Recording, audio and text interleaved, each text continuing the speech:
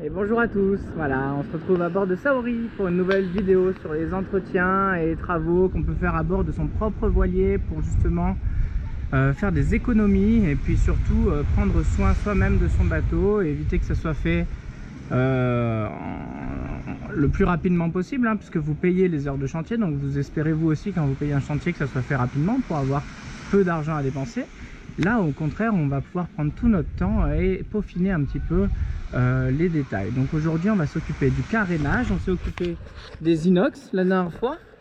Donc vous voyez que ça a donné quand même un beau résultat. Voilà, donc on n'a pas encore fait le polish, on finira le polish une prochaine fois quand les filières seront remontées. Mais aujourd'hui on va s'occuper d'une nouvelle chose. Vous voyez un petit peu la vue, toujours aussi agréable. On a eu du mauvais temps ces 2 derniers jours, ce qui nous a permis de dégager un petit peu toute cette brume qu'on avait.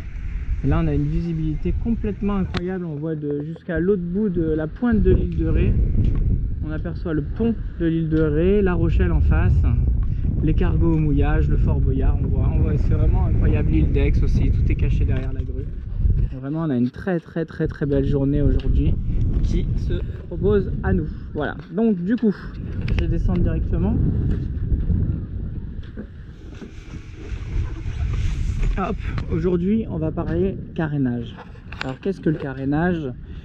Le carénage, il faut savoir que régulièrement, à peu près une fois par an et un peu plus si vous êtes, si vous naviguez beaucoup, si vous arrivez à le nettoyer entre deux, etc. Mais sinon, on va parler du carénage, donc l'anti-fouling, la peinture bleue que vous voyez, également le primaire, la peinture grise que vous voyez. Donc chaque année, on va avoir des algues qui vont venir s'accrocher. Vous voyez, il y a même des moules, du dépôt, vous voyez tout ce dépôt là, etc., qui maintenant a séché.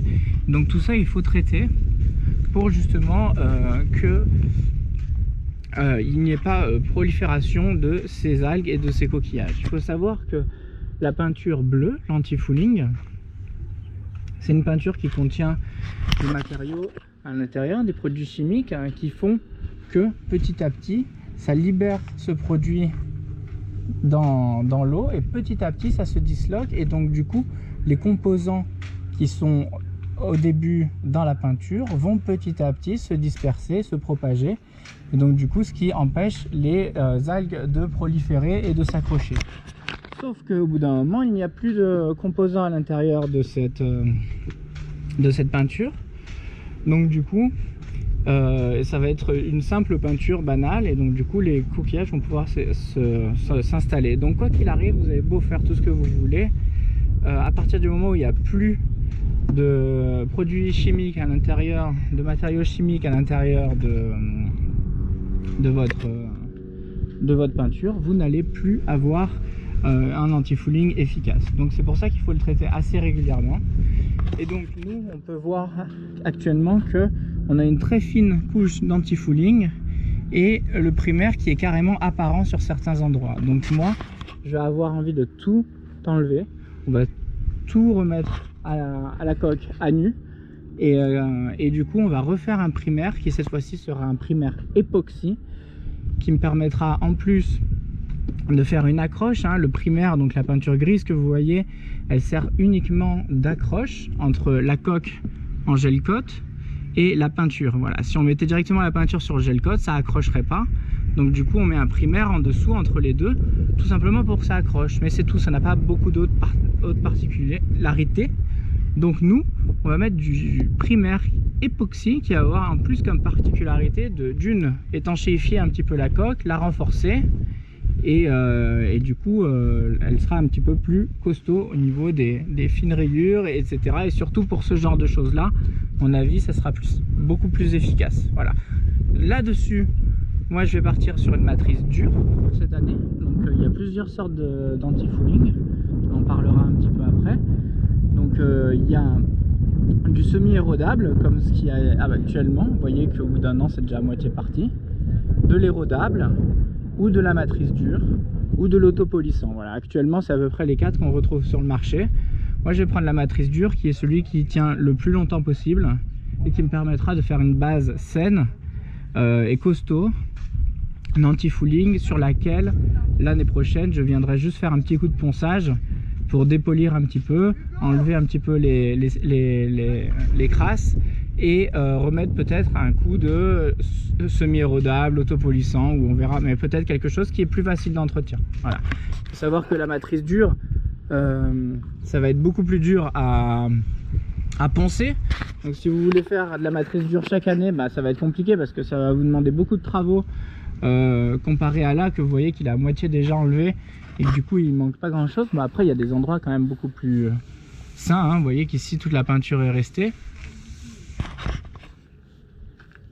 Donc du coup à vous de voir, voilà, il existe plusieurs choses. Moi j'aimerais bien partir sur une matrice dure et par la suite évoluer et voir autre chose, parce que là juste du semi-érodable directement sur le primaire, je vois que c'est pas très efficace et ça me plaît pas vraiment.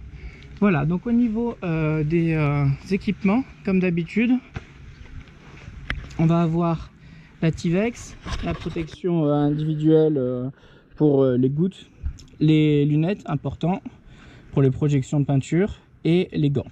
Voilà, et aussi le masque que je n'ai pas, il faut que j'aille le chercher. Voilà, au niveau des outils, donc on va avoir besoin d'eau, pas de Karcher, mais juste de l'eau pour pouvoir humidifier la zone sur laquelle on va travailler. Je vous en parlerai un petit peu plus tard. Donc du coup, une ponceuse excentrique, on appelle ça, allez, avec les petits trous. Hop, on va pas mettre ça parce que vous allez voir qu'on va travailler à l'eau, donc du coup ça va pas faire de poussière, c'est tout l'intérêt de travailler à l'eau. Des disques de ponçage et du papier à main pour les finitions. Voilà, donc je vais finir par vous expliquer un petit peu justement au niveau du choix pour le ponçage.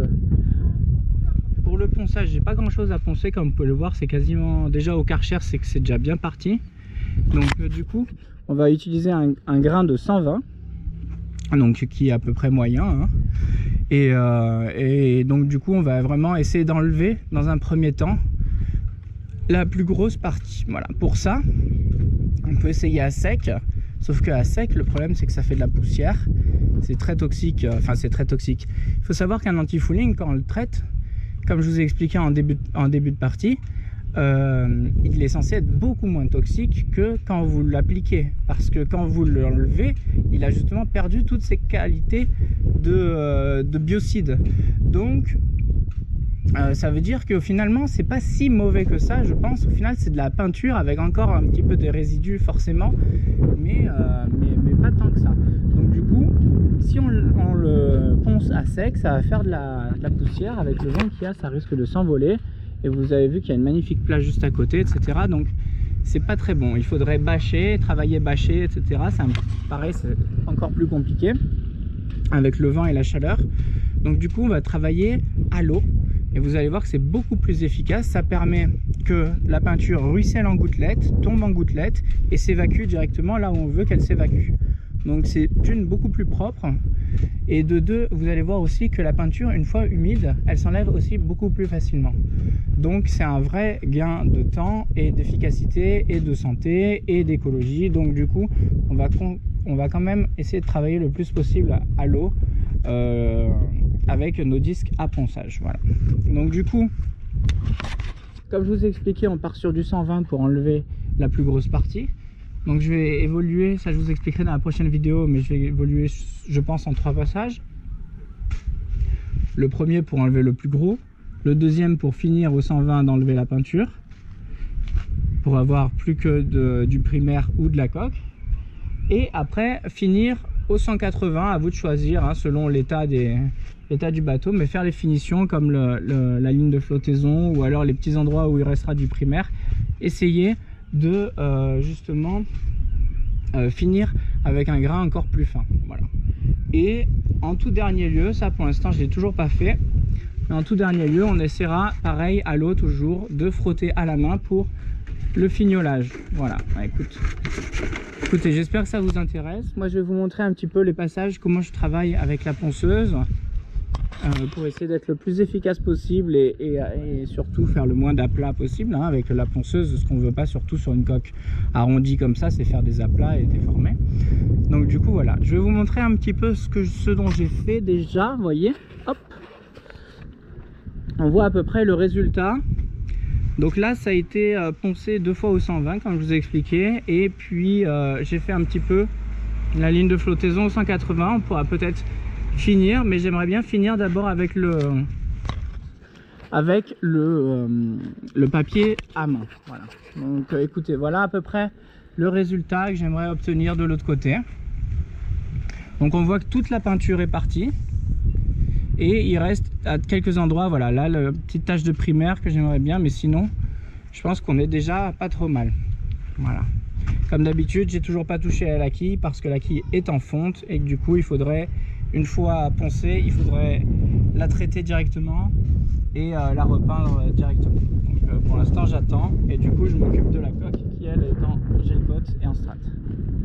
Voilà, bah écoutez, on n'a plus que, voilà à peu près à quoi ça ressemble. Voilà les travaux que nous avons à accomplir de l'autre côté, et je vais vous montrer ensemble un petit peu comment on arrive à ce résultat. Voilà, c'est tout lisse pour ceux qui se posent des questions, et il nous manque plus qu'à finir les petites finitions pour enlever toutes les restantes peintures, et puis après on pourra commencer à parler peinture et primaire. Voilà, bah, écoutez, moi je vais m'habiller, du coup je vais tout préparer, et puis après je vous retrouve directement avec tous les outils, et puis on essaiera de faire déjà le premier passage, le deuxième, le troisième, on verra un petit peu à quoi on peut s'en tenir. Voilà, je vous embrasse et puis je vous retrouve dans la prochaine vidéo avec les outils en main. Bye bye.